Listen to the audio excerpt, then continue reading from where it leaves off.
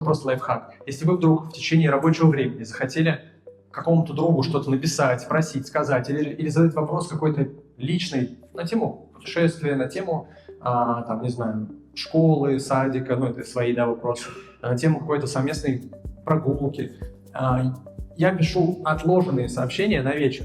То есть я захожу в Telegram, отправляю эту мысль, потому что я не хочу, чтобы эта мысль у меня зависала в голове.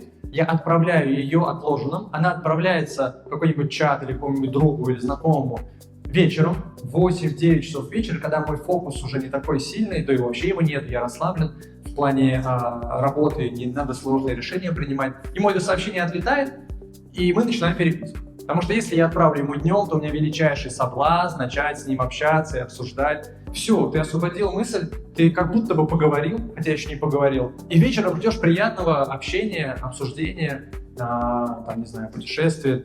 Это работает и с женой, и с кем угодно.